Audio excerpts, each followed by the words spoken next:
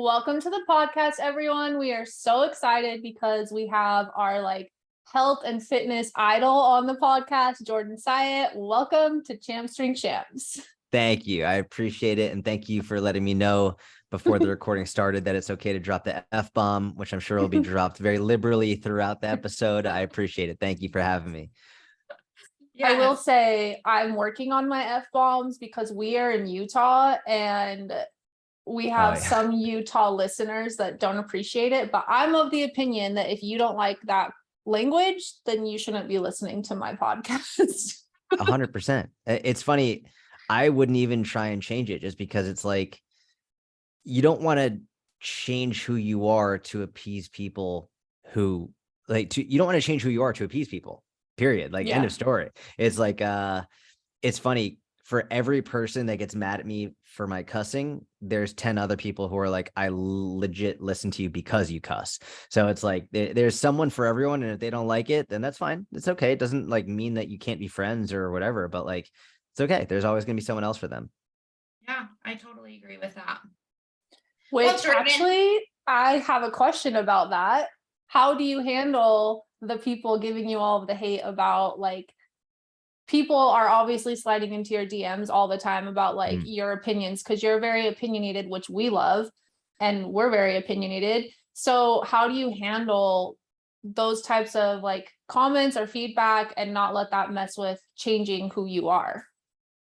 I think it's part of who I am. I think it's part experience. I mean, I know my first ever website, I made my first website when I was 21 years old, and right on the homepage, I said something to the effect of, it's no bullshit. I'm not going to fuck around. It's all over the front page was cussing. And my mom, I'll never forget, she was like, no one's ever going to want to work with you because you swear. And it's funny because my mom swears she swears all the time, but she has her professional voice and then she has her not professional voice. And I think this is very much her generation and pre her generation, where it's you have your professional candor and then you have your personal candor. And I remember I told her, I was like, Mom, if someone doesn't want to work with me because I swear, then I don't want to work with them. And my mom always wanted me to be successful and all that. And she would always, for example, my mom signed me up for golf camp when I was 7 years old and I was like, I expressed zero interest in golf. And she said that you have to know how to play golf because in the business world, that's where a lot of meetings take place. And if you don't do that, so she was always trying to think ahead, how can I help you be successful? I never liked the idea, if you go in for a job interview, for example, the job interview, you get all dressed up, you go in, you shake their hands. Oh, hey, so yes. Oh, what an honor to meet you. Thank you so much. And you're so all this stuff. But then after 6 months of working there, you're like, yeah, fuck you. Da, da, da, da, da. You're joking around. It's I would just rather from the very beginning, not put on a face and be who I am from the beginning, from day one, minute one, I am who I am. I'm from the East Coast. I'm from Massachusetts. And we swear all the time. They call us mass holes for a reason. That's what we do. It's who we are. It's part of our culture, which is funny because the majority of my audience tends to be from the East Coast. Cause a lot of times the West Coast, they're like, it's too abrasive. It's too harsh, which is fine. There's plenty of people to go around.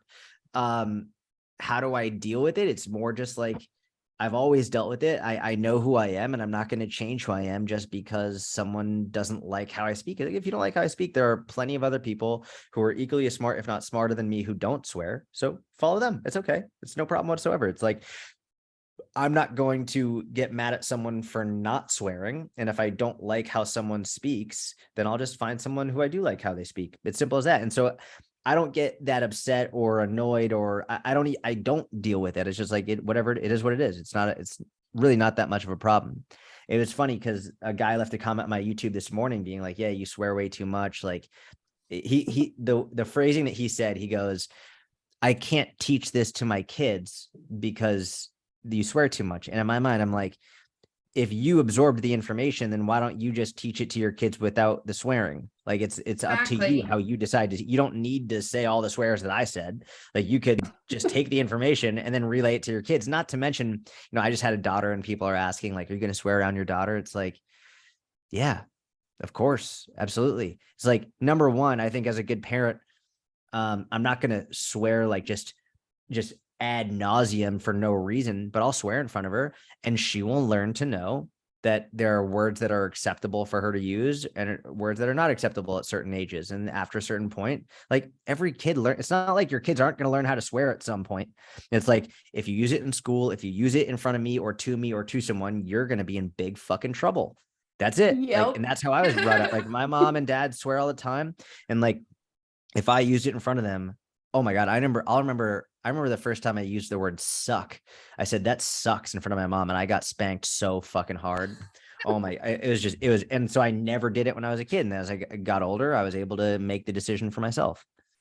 That's a good answer. I really like that answer. That's definitely my approach with parenting and life in general too. But I will say that, like, and I don't know if it's just because we're in Utah and partly because we're females, but it's a thing that definitely gets in our heads of like people and their feedback and their commentary. We're like, oh my gosh, do we need to adapt to this? But I think that's kind of like, women are a bit trained, I would say, to adapt to what is acceptable. And we're constantly like, I don't know. And then we check ourselves. So I actually love that answer. And I'm going to probably remind myself of it all of the time.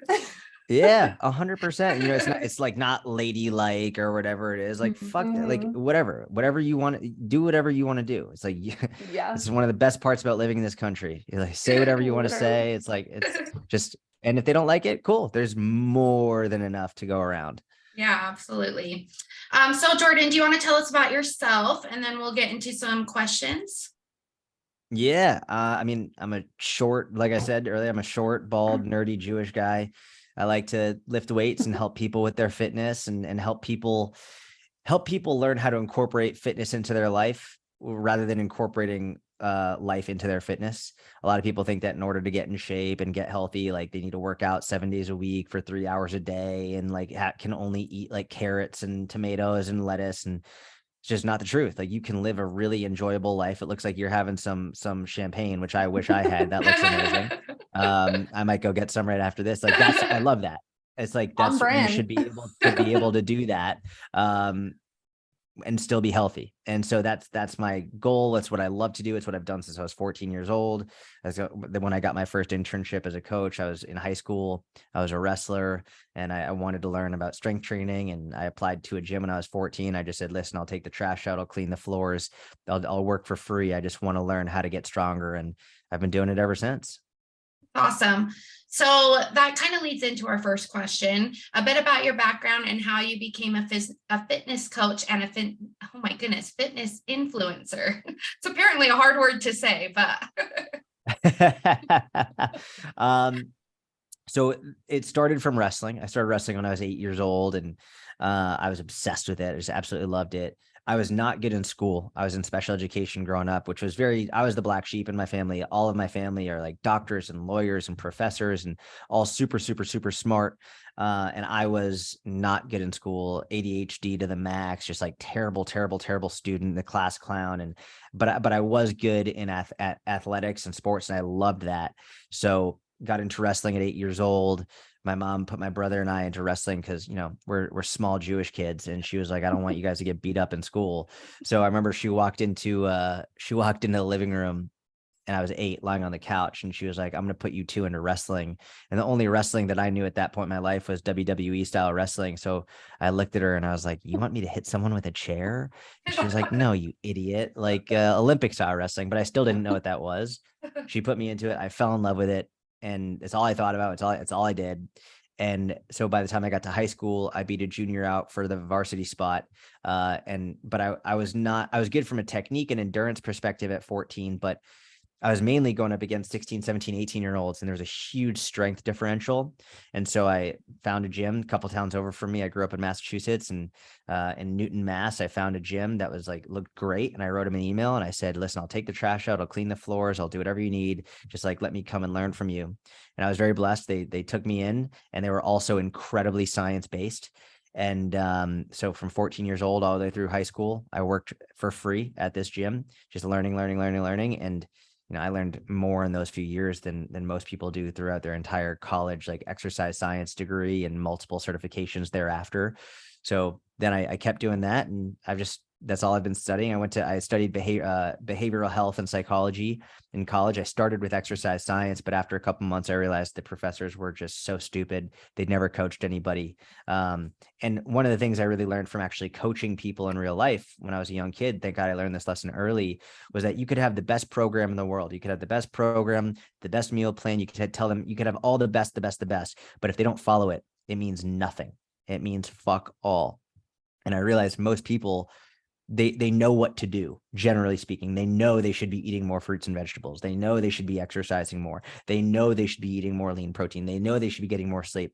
I mean, knowledge is rarely the issue from the perspective of, you buy a box of cigarettes, there's a skull and crossbones on it, and it literally says this will give you cancer. But never mind the people who are already addicted. There are people today, right now, someone's buying their first box of cigarettes, even though it's literally saying this is going to kill you. Knowledge isn't the issue. There's other aspects at play here. And so that's why I was like, listen, fuck it. I'm going to drop out of exercise science, go into health and behavioral psychology to understand why people are actually making the health decisions they're making, even though they know that there's a problem.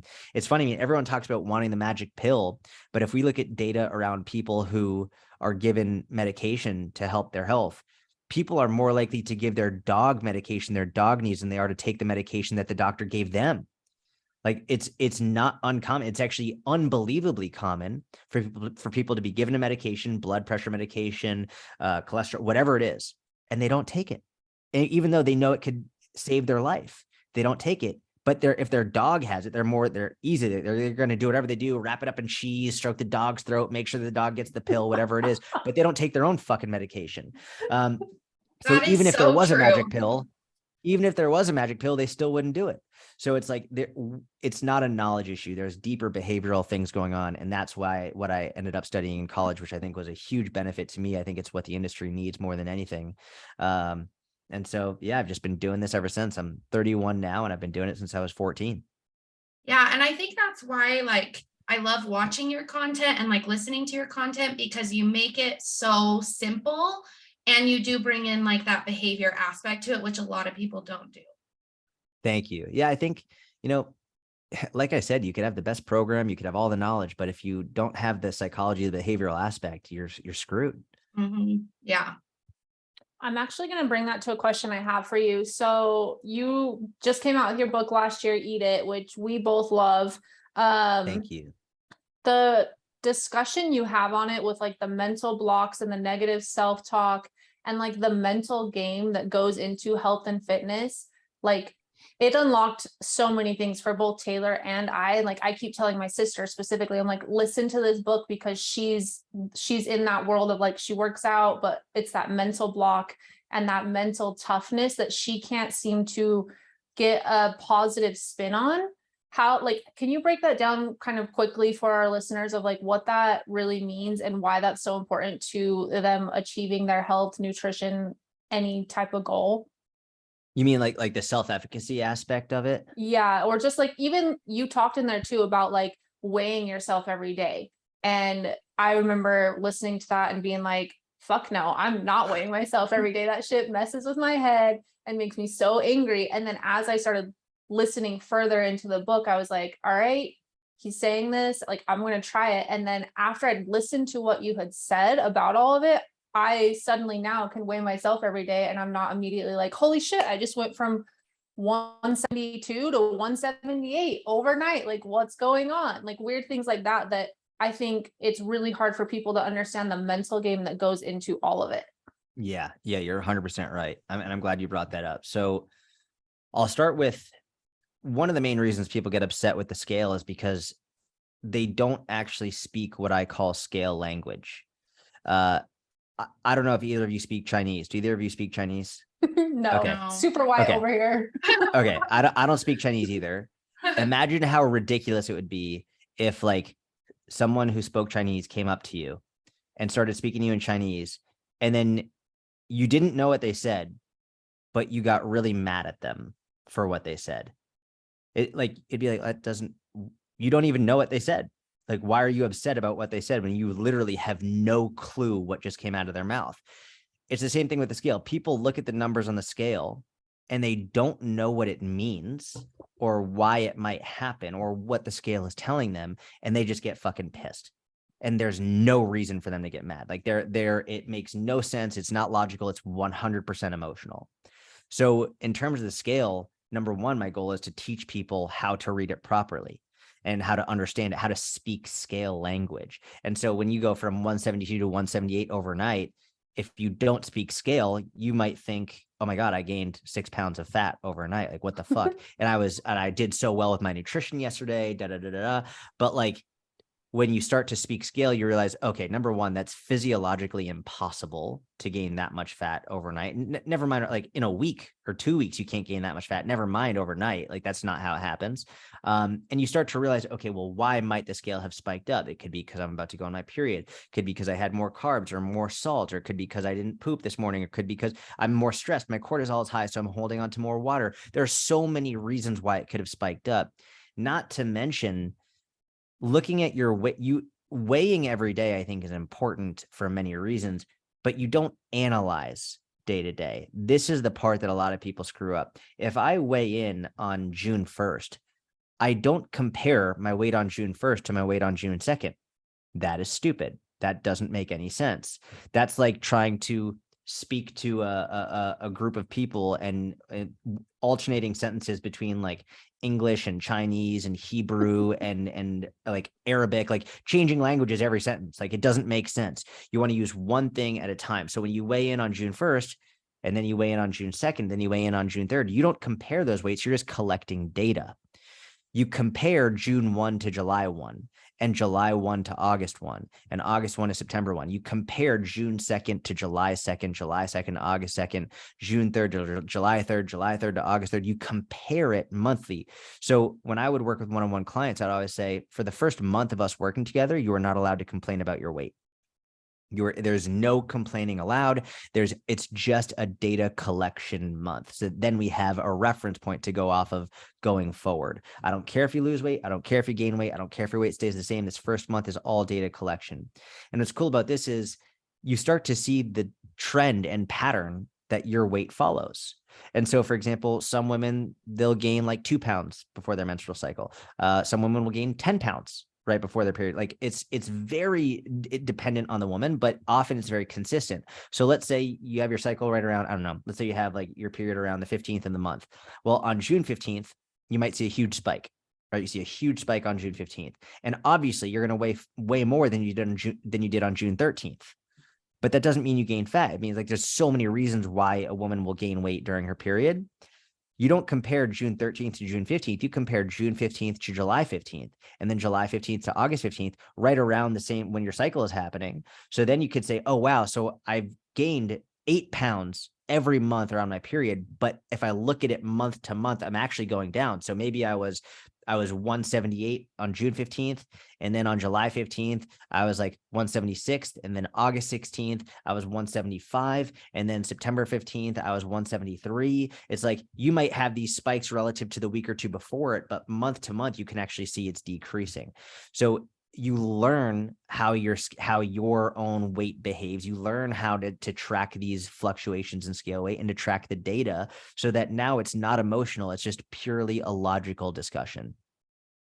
Yeah. Weighing myself every day was a total game changer. Like I realized I gained 5 to 7 pounds before my period every month, or I guess the weight fluctuates 5 to 7 pounds. And that was just very helpful to see and know that like I'm not crazy, because before that would send me into a spiral.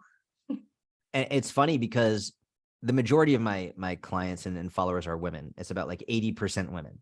And whenever I do a mini cut and I show it publicly, I always get a ton of comments from women being like, I had no idea that men's weight fluctuated this much as well. And it's funny because a lot of women will say things like, oh, my husband can lose weight so easily. My husband can lose weight so easily. And I'm like, well, okay, how big is your husband? And they're like, I don't know, like 6'4", like 280 pounds. I'm like, well, of course he's going to lose weight. He is huge. He's a big dude. So he's just going to lose weight and it won't look like he has many fluctuations. But when you take someone like me, who's already relatively lean and pretty small, like I'm going to have way more fluctuations because I don't have that much more to lose. And so what's interesting is women will often have big spikes and fluctuations, especially in relation to their menstrual cycle. What's cool about it is they're way more predictable. Like women can generally predict their spikes and dips way better than men can, because you often see more predictable patterns on a month-to-month basis. Men, they often don't have as severe of fluctuations, but they're far less predictable. So they often won't be like a 5 to 7 pound fluctuation, whereas you might have that on your during your period. It might be more between like 2 to 4, 2 to 5 pounds, but it just happens completely randomly. Like it's far less predictable, unless like you really start to learn it and understand it, like which I've just done this for years. But everyone has weight fluctuations. It's all completely normal, regardless of man or woman. It's just like everyone has it. And the more that you track your weight, and the more that you understand how it works logically, the less upset you're going to be at the scale, the less like it has control over you. The people always say, don't weigh yourself. It doesn't matter. It's just an inanimate object. And I'm always like, if it's an inanimate object, which it is, does it say more about you or about the inanimate object that it's really fucking with you mentally and emotionally? It's like, it's not the inanimate object's fault. Like that's you. That's a you thing. And it's okay, because now we know that and we can work to improve the relationship with it. So that leads me into the next question. I've been a yoga teacher for 4 years. So what is like your feelings about mindfulness, like meditation, things like that? Do you feel like that stuff kind of helps you overcome those mental blocks? I think it can. I think it absolutely can. I wouldn't blanket statement say it's good for everyone. I know, here's actually a really good example. Like there's different types of, well, you spin. Like there's like spin classes, there's like Soul Cycle, which I think is a little bit like more emotional, and they get like, very into it, and like, I don't know, you know what I mean? Like in Soul Cycle, it's much more like emotional. Whereas then you have other types of spin classes that are much more intense. And like, even if you're on Peloton, there are plenty of different instructors who teach in different ways. And like, some are more intense, some are more relaxed, some are more like woo woo, some are more just like, just fucking do it. And the cool part about that is everyone can find who they like and who they resonate most with, and they can go to those instructors in those classes. I love doing yoga movements. I love doing like for mobility and flexibility, and I incorporate them into all of my programs during the warm-ups and even in supersets. I've tried going to yoga classes and just, I fucking hate them. Like I don't like it. Thank you. She's trying to get me to do yoga and I fucking hate it, and I will never love it. And I just love that you said that. It's just like, for me personally, and for you, Shelby, like you might hate it. For you, Taylor, you might love it, and that's amazing. And I know, I mean, listen, if I don't know the date on this, but yoga is it's one of the oldest, one of the most popular, most practiced forms of exercise in the world. So it doesn't take a genius to know that there are many, many benefits to it. I also know there are many ways to practice yoga outside of simply going to a yoga class. Right. So, I mean, there are many ways to incorporate, like I incorporate yoga based movements in all of my programs. I think they're really, really important. Like I'll superset a deadlift, which is definitely not yoga, with different, like with frog pose, for example. I'll superset those all the time. It's a great superset, and you can incorporate the benefits of one. Also, like meditation, for example. It's great for so many people. Again, a very old, very long practiced form of, I wouldn't call it exercise, but for maybe mental exercise. I fucking hate it. Like I can't meditate. I just can't. Like I'm sitting there and I'm like, this is stupid. This is dumb. And who knows, maybe that means that I need meditation more than anybody else. Maybe that's like just indicative of like, I need it. But the reality is there's something for everyone. And whether it's yoga, whether it's spin, whether it's Pilates, whether it's rock climbing, whether it's dance, whether it's strength training, I don't give a shit. There's something for everyone. You just have to find what really works for you. And the cool part is once you find what works for you, you're going to be singing it from the rooftops. If you love yoga, you're going to try and get everyone to do yoga. If you love strength training, you're going to try and get everyone to do strength training. I mean, look at CrossFit. CrossFit is like the ultimate cult. And if someone does CrossFit, because they'll fucking tell you. And it's great because they found what they love and they're trying to get everyone else to do it. So I talk about jujitsu all the time. I'm obsessed with jujitsu. I want everyone to do it. And I know the vast majority of people won't. But once you find what you love, it's changed your life in so many ways. You want everyone to do it. But I think the best thing is knowing Some people will love it, some people won't, but you have to find something that will help your mental and emotional and physical health, and regardless of what it is. Love that. I think that's a great answer. And I'm actually going to move to one of our listeners' questions to kind of tie into this, because I know I'm guilty of this.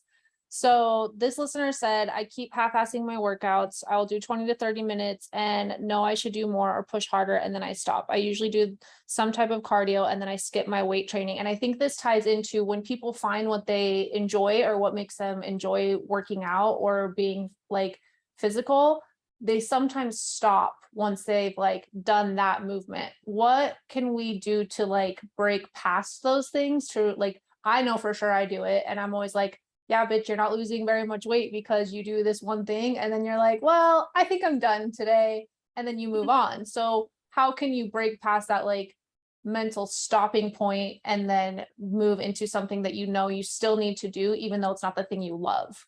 Yeah, so it's a great question. I love that. I love the objectivity, the honesty with that listener's question. So for example, I'll use what I said before about how I will put yoga-based movements in my strength training.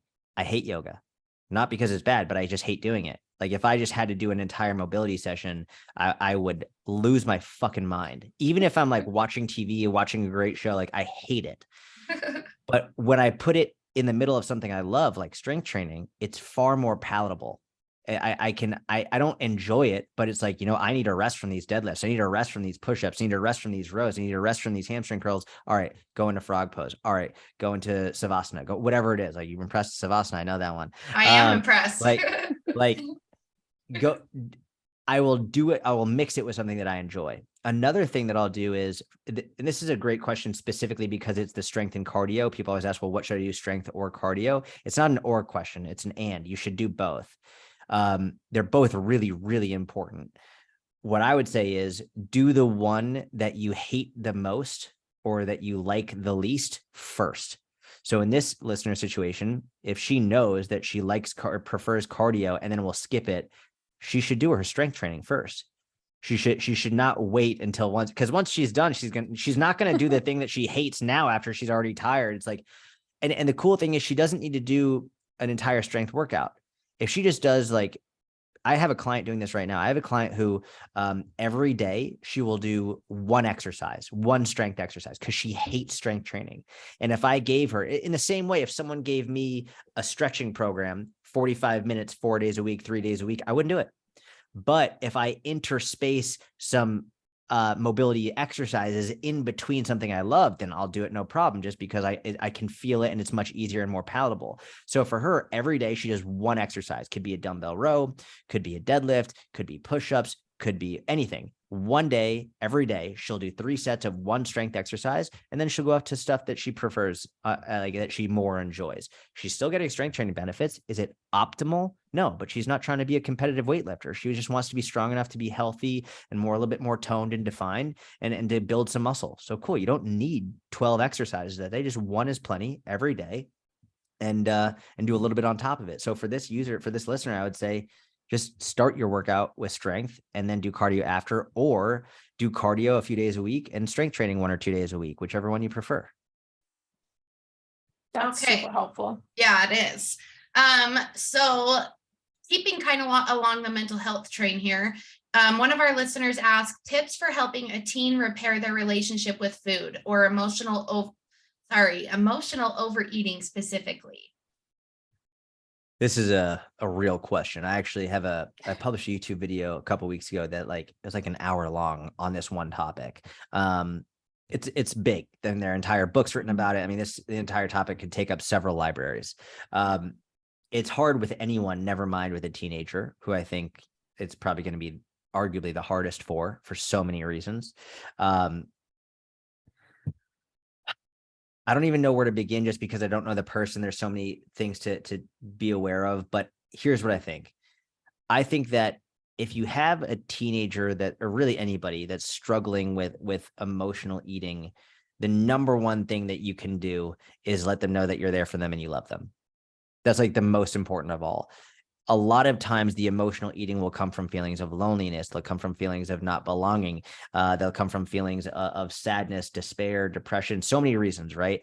And I'm not saying this is going to cure it or fix it, but I think especially with family, it's so easy to ignore. It's so easy to nitpick on the negative instead of to really go over the top on the positive. And for example, I know like a lot of spouses will say, "Oh, how do I get my husband or wife to like be healthy? They're not doing this." Like my husband or wife, whatever it is, like they're letting their health go. They're not exercising. And oftentimes in a situation like this, let's say your husband is overweight and he's not healthy, he's not taking care of his health at all. If you see him drink a glass of water, it's very easy just to not say anything because in your mind you're like, well, good, he should be drinking water. But if you see him drinking a glass of water, you should be like, go over the top positive reinforcement. No, oh, good, you had that instead of the beer, or I'm so proud of you. Way to have that instead of the Coke or the Sprite, whatever it is. Like over the top positive reinforcement. And it's so easy to neglect that with family and really, really close people. Whereas it's much easier. Like, let's say you're like, hey, you want to go on a walk together and they don't go on the walk. It's, oh, you never do this. Doesn't just get really mad, negative reinforcement, as instead, like everything you see positive, just go over the top positive reinforcement. So I think in terms of a teenager or anybody who's struggling with emotional eating, make sure they know without a shadow of a doubt that you love them more than anything and you're always there for them. Positive reinforce whenever you see really, really, really good behaviors that you want them to continue to make, even if you think, well, they should know it. Irrelevant. Like just keep over the top positive reinforcement. And that's really where I would leave it at the beginning without getting into more detailed specifics or diagnostics. Like I don't want to go further just because I don't know the actual situation, but you can't go wrong with that. And I will say the good news is, especially with a teenager, like they have a long time, like they're still so young. So oftentimes if you set a good example, you show them what it means to like to have a healthy relationship with food, not by chirping at them, not by saying, but by leading by example, just by practicing what you preach. If you're an emotional eater and then your teenager is an emotional eater, it's like, you got to work on you and maybe do that together, do that as a team, like make it a team thing that you do together.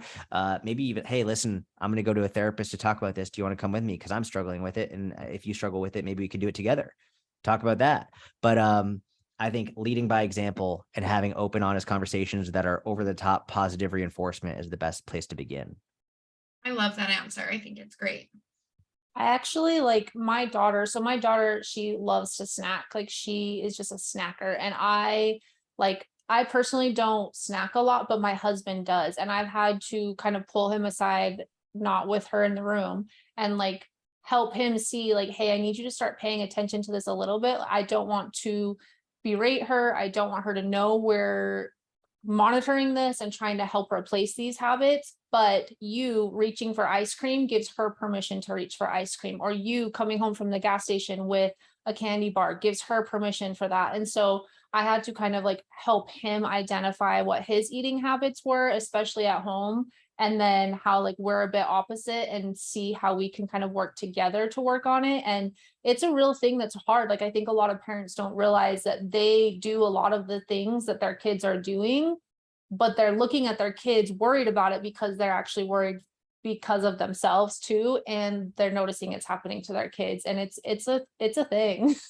It's real. And I love that you pulled him aside and had that conversation separately. Like that was a huge win. I hope he was receptive to it. I mean, I love that. It sounds like a great parenting team and like, hey, listen, like this is what's going on. I think we need to be aware of it. Like, I love that. That was perfectly handled.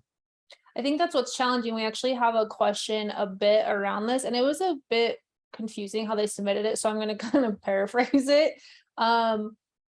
It says thoughts on the way children and parents are using words like fat, diet, or commenting on weight. So I'm just going to kind of give like a real example that I know of, where I grew up with my grandma, and she was born in like 1938, and she was very aware of people's looks and if they were obese or how they were eating, because her mom was that way. And she was like, she's Dutch and she's just very to the point. And so I've noticed that the things that she says are inappropriate. How can how can we help whoever this listener is and how they said this?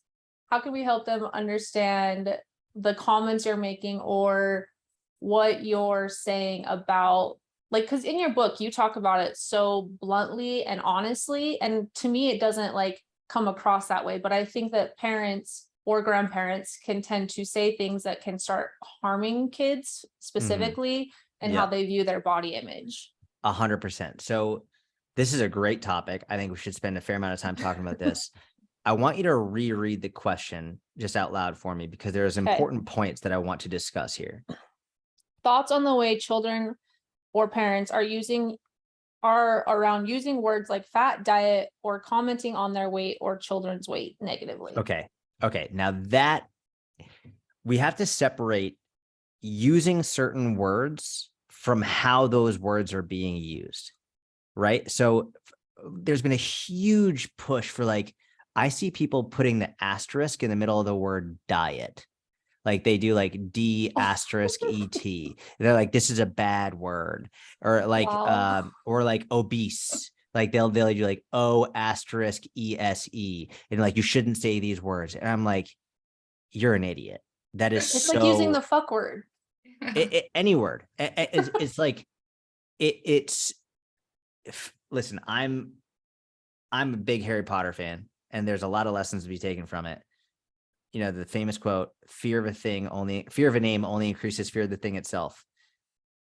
If you're afraid to say the word diet, or you think that word is like, you're out of your fucking mind. And you are if you raise your kids by not allowing them to say the word diet because it's a bad word and diets are a bad thing, you are setting your kids up for way, way, way worse problems than if you just teach them what it actually means. Which, if we actually look at like what a diet is simply what you habitually eat, period, end of story. People go on certain diets to gain weight. People go on certain diets to deal with certain food allergies. People go on certain diets for any number of religious reasons. There's so many things so many aspects of diet far outside of simply weight loss. So diet is not a bad word at all. And to think and to teach that it is going to do so much damage. It's unbelievable. So I have no issue using the word diet. And I actually fucking hate it when people are like, I'm not on a diet, it's a lifestyle. I'm like, shut the fuck up. It's what you eat. Stop making it seem like this word is bad. It's a diet is just what you eat. So that's number one. But if you're talking to your 11-year-old kid saying you need to go on a diet because you're getting fat, well, now we've got a fucking problem. That's unacceptable. That's complete. Not only is it not okay, like for just like from the perspective of it's just mean and not the right way to handle it, it's also counterproductive and will often lead towards more weight gain, more emotional eating, more upset eating. It's going to do more harm than good. We see this over and over and over and over again. So then, and again, like we see this issue where doctors are being gone after, like trying to be canceled or fired because they bring up weight with their patients.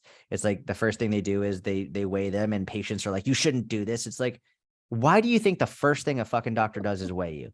Because it has a massive impact on your health. It's not to shame you. It's not. And some doctors, weighing you isn't shaming you. What the doctor says about your weight and how they say it could be shaming you. So if they weigh you and they're like, geez, you got really fucking fat. Yeah, that's a problem. Maybe that doctor needs to be like spoken to, and maybe they shouldn't be a doctor in the first place. But if they weigh you and say, hey, listen, I noticed over the last few years, you've consistently gained 20 pounds a year. This is really negatively affecting your blood work. Like, we need to get this under control. That's not shaming you. That's not fat shaming you. That's health. It's bringing you aware, making you aware of your health.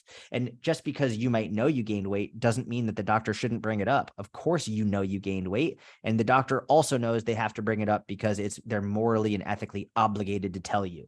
So I think it's not about there being a bad word as much as it is like smart and not smart ways to bring it up to your children.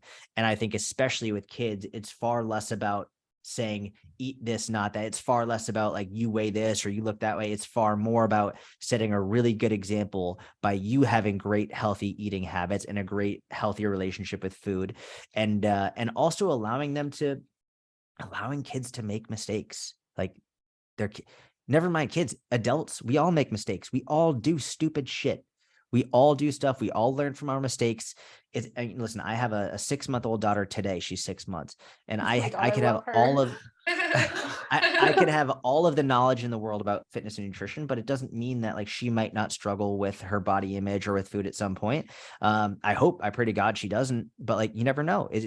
My knowledge has nothing to do with what she will do per se. She's her own human. She's her own individual. She'll be influenced by friends and family and social media and all this stuff that could impact her beyond my control. All I can do is set a really good example, live the way that I would like her to live, like be that example leading from the front, and also let her know that whatever she's struggling with, no matter what, she can always come to me and talk to me about it. And there will never be judgment or shame or guilt. It will always be, well, how can we move forward? And I love you no matter what. So it's, I think that's how you approach it.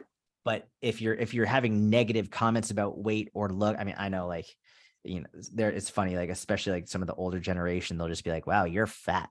Like they'll just say shit. They don't care. It's like, I think it's sort of funny, but obviously, it's like, they just say whatever the fuck comes to their mind. And it's very, very generational. It's like very, like not okay for a lot of the people in that generation to be overweight. It's like, it's not a good look. It's like, it's very like culturally taboo. And now I think we've seen like a huge pendulum swing the other way, where now we're in many ways, we're glorifying obesity, we're glorifying being overweight to a negative. But yeah, I mean, it's really important to not be shaming and guilting and making people self-conscious in that sense. I think the best strategy is always positive reinforcement. And if we look at the research, you can't argue with that. Shaming works with such a minuscule percentage. It's like 3% of people, and that's being pretty generous. A very small percent of people respond positively to shaming. The vast majority respond way better to positive reinforcement, to over and over and over again. And unfortunately, I think the vast majority of us lack positive reinforcement from other people in their lives.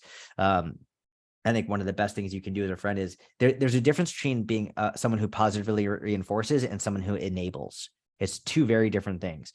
Enabling someone, like positive reinforcement, is just looking for things they're doing well and going over the top on that, rather than always looking for the negative and going in on that. So you could see someone who might be really struggling with their weight, and if they go on a walk, like go over the top. I love that you're out here. I love that you're doing this. I know, like, just over the top on the good things. And it doesn't mean you can't bring up the bad things, but it does mean that it's got to be at least a 1-to-1 ratio at the very least.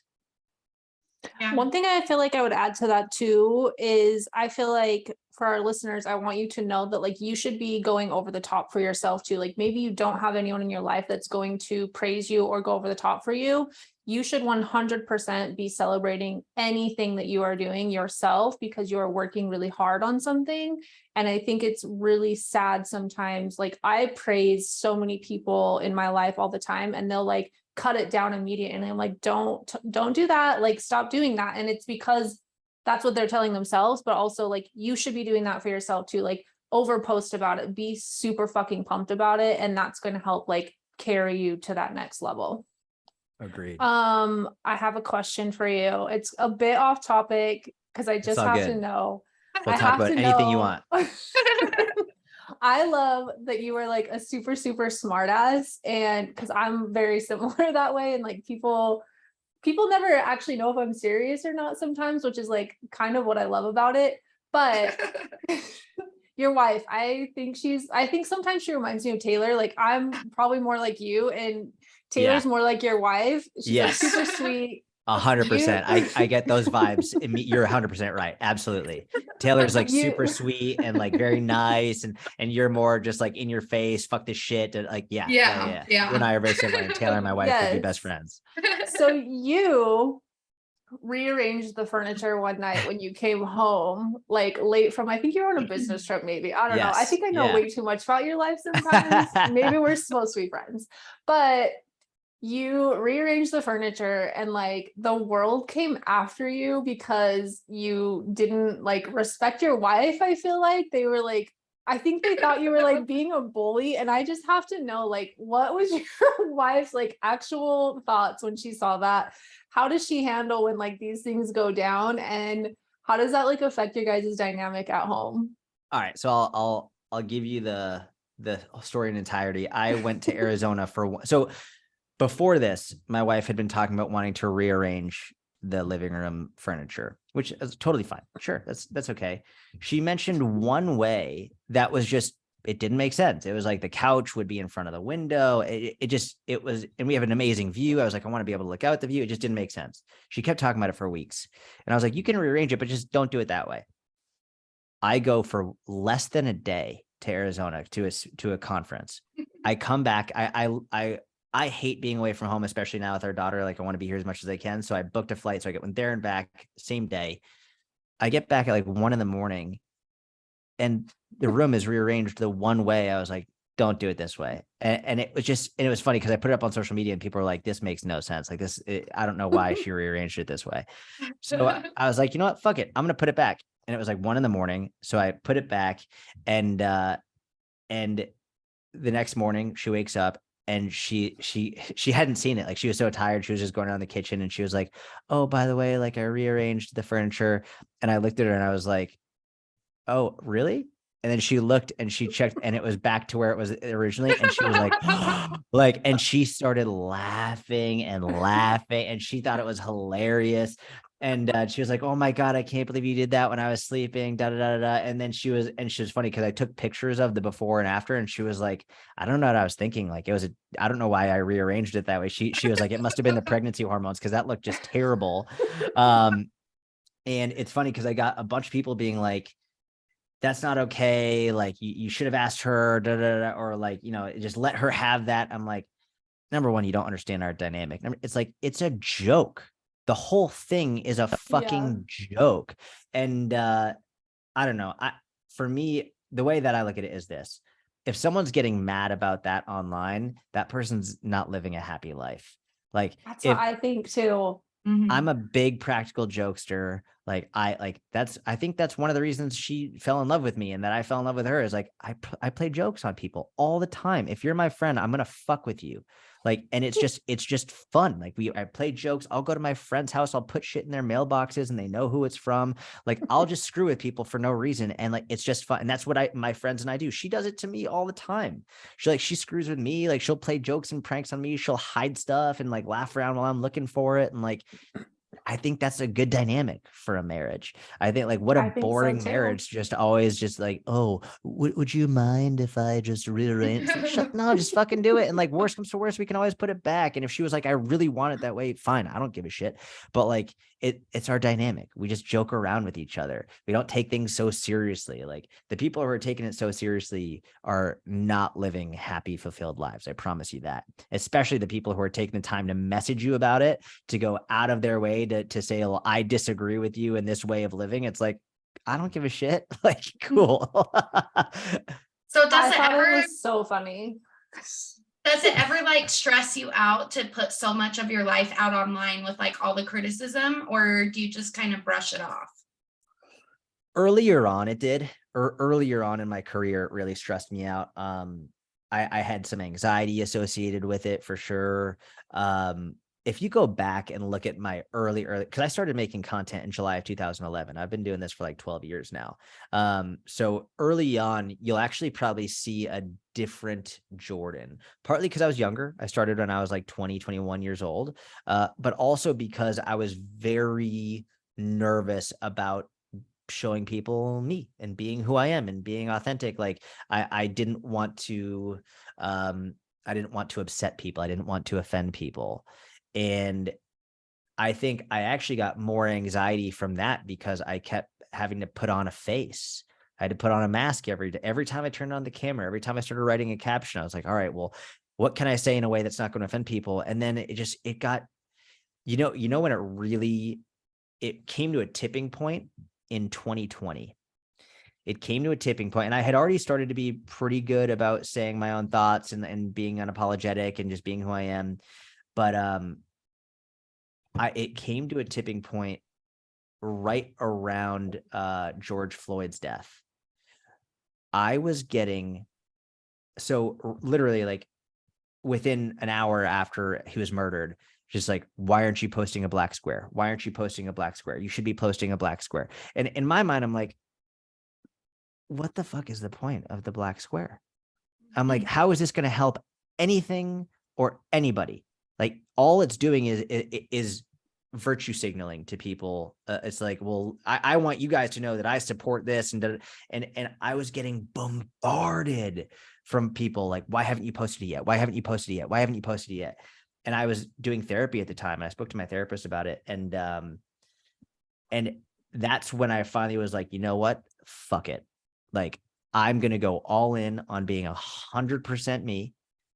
And I posted the black square, but in the comment, in the caption, I specifically wrote, I was like, do not be fooled into thinking that this means anything. Just because someone posts this does not mean that they're a good person, does not mean that they actually support equality, does not mean, like, all this is virtue signaling to get you to stop badgering them to post it. That's literally all it means. Or it means that people who aren't going to do anything are posting it to make themselves feel good, that I did my part by posting a black fucking square. Congratulations. And I got a lot of kickback for that. There were a lot of people who were like, well, you undid the post by writing that caption. Then there were other people who were mad that I posted the black square to begin with. They were like, oh, well, this means that you support like all this nonsense. Like, so I was pissing people off left and right. It was just like thousands and thousands of messages coming in by the hour, just bombarded from every which way. And I remember I had a long conversation with my therapist. I was like, all right, what are the options? Like, I can get off social media, which like I didn't want to do, or I could just be 100% who I am always, and know that some people are going to get pissed off, and that's okay. And that's what I did. And it's been one of the best things for my mental health and for my business. Yeah, we do not have any amount of the same like presence as you, but even with the small following that we have, we get like criticism and we just let it get into our head.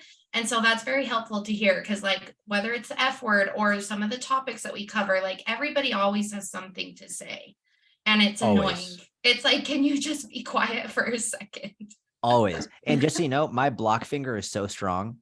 Yeah. I block people all day, every day, because Yeah. it's like I spend so much time doing my absolute best to create free content that's going to help people in so many aspects of life. If someone is coming onto my page and being rude or obnoxious or making my life less enjoyable, I've got no problem blocking that person. I had zero issues. And Instagram has a great function that's recently where it's like, you can not only block that page, but any page they might make with their same phone number. It's like, which is amazing, because a lot of people would make these extra accounts to keep coming in. So, block people all day. Like, if someone's being rude, out. Then I don't want you to get access to my free helpful information if you're being a dick. And it's funny because sometimes it's not uncommon for me to get an email from someone being like, hey, I was following you a couple of years ago, and then I said something that was rude and you blocked me, and I realized now that I was wrong. Like, would you mind unblocking me now? Like, it's not uncommon to get those. So it's actually very funny. So do you unblock them, or are you just like, oh, sorry? If the person is strong enough to come back and admit that they were wrong and apologize, I've got no problem unblocking them. Like, that takes a certain individual to take the time to find my email and come back and apologize for something they did a couple of years ago. Like, that takes a real amount of character that I respect immensely. And I'm all for second chances. Like, maybe even to a fault, like second, third, fourth, fifth. Like, if someone is willing to admit that they were wrong, I place a huge amount of respect on that. So I will unblock them gladly. But yeah, if someone's just like, I've gotten messages from people like, hey, I've gotten messages where people would go to someone else's account and be like, hey, I'm using my friend's account. You blocked me. Like, I don't understand why. Like, I just left a comment. I was like, no, that wasn't just a comment. That was an ad hominem attack. Like, I'm not unblocking you. So yeah, it depends on how they do it. Interesting. People are so weird. Well, do you have time for just one more question? Absolutely. 100%. Okay. Let's do tips on eating better at a restaurant. So it's a great question. I think most people focus too much on how to eat better at a restaurant and not on how to eat better when you're not at the restaurant. Because like odds are the majority of your meals are not at a restaurant, right? So it's like if you have 2 meals at a restaurant a week, that's a tiny percentage of your overall meals for that week. So I would say far better just to really focus on like people are focusing on the minutia, putting the cart before the horse. It's like, why are we focusing? Like if you travel for work and you eat at restaurants all the time, it's a different story. But for the vast majority of people who are eating at restaurants a couple times a week, focus more on the shit that you're doing at home and like with the meals that you have 100% control over. Like it's that 1 or 2 meals at a restaurant isn't going to derail your progress. People think, oh my God, like I had last night I presented at a conference. Then my wife and I went to McDonald's, we got crispy spicy chickens and French fries and it was great. But that was like, it was 1 meal. I ate a Big Mac every day for 30 days straight for my YouTube channel, and I lost 7 pounds in the process. It was 1 meal a day every day. I also had other things as well. It's just one of the meals. It's a tiny percentage. What you do before and after has a far greater impact on your progress. So if you're going to have a meal at dinner and then from there you're going and binging and having a whole box of Cinnamon Toast Crunch and a box of Entenmann's and all this other shit, well, yeah, but it wasn't the restaurant that fucked everything up. It was your response afterwards. So crush it before, crush it after, and enjoy yourself at the restaurant. And if you want like a very simple one, then if you know the portions are huge, then as soon as you sit down or as soon as they bring the meal, hey, would you mind bringing a to-go box as well? Get the to-go box, cut it in half, put half of it in there. You can either save it for later if you want to. Most people just throw their leftovers away. You're welcome to like give it to a homeless person, someone in need. That's fine as well. But like that's if I know, like, for example, we go to a really, really great Mexican restaurant around the corner and the portions are unbelievably huge. I'll just, hey, would you mind bringing me a to-go box at the beginning? I cut it in half, put half of it in there. And that's why I have a much, much more appropriate portion size. Awesome. Well, Well, so you're saying my chips and salsa binge eating at the Mexican restaurant is not going to derail me. Unlimited chips and salsa and margaritas. We're good. Mango margaritas. Oh my God. I love those. Oh. Well, thank you so much for coming on our podcast. We really, really appreciate it. Oh, wait, I do have one more question. We are starting to ask all the guests this question. What has been one of the most impactful books that you've ever read? Oh man. There's a lot. So one of them, so I'm a huge World War II history buff. Ordinary Men is an amazing, amazing book. A lot of people, they think about the evil acts that people commit and they just think like, oh, they're evil people. And like, yeah, like the shit that they did was evil beyond, like, I'm Jewish. Listen, I've studied the Holocaust for years. It's evil for sure. But one of the things that people don't realize that evil looks just like you and me. Like the people who commit evil acts, they're regular looking people. Mm-hmm. They're regular people. And often, like there's a famous quote, the line dividing good and bad runs through the heart of every human being. I believe it was by a man named Solzhenitsyn. We all have good and bad, good and evil. We've all done shit. And obviously there's levels to this, but Ordinary Men is a true story about one of some of the worst killers in the Nazi regime, the SS, the SS troops who like carried out a tremendous amount of the killing. There were regular everyday people. They were husbands, they were fathers. They would go home after work and they would, go on vacations, go to the grocery store. And there were a small percentage of those people did it truly out of hate for Jews. The vast majority of them were doing it either because the group was doing it and they like didn't want to be seen as a potential traitor. They were worried about the lives of themselves and their families. So they were doing it for that. And other people were just like, listen, they weren't happy about it, but they weren't like super upset about it. They were like, we'll do it. We'll go along, but I'm not like for this. And I'm not really against it either. Just, it is what it is.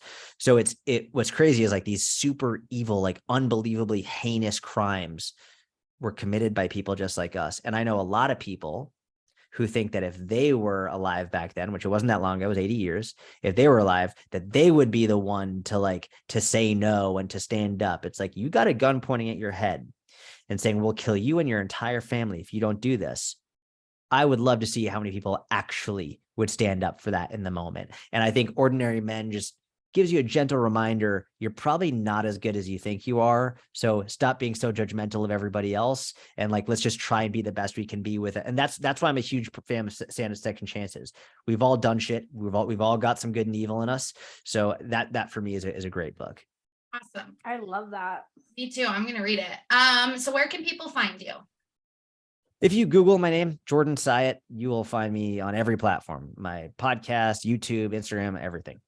Yes. And make sure that you guys are following him on Instagram, because clearly he is a wealth of information. So you will find so much information there.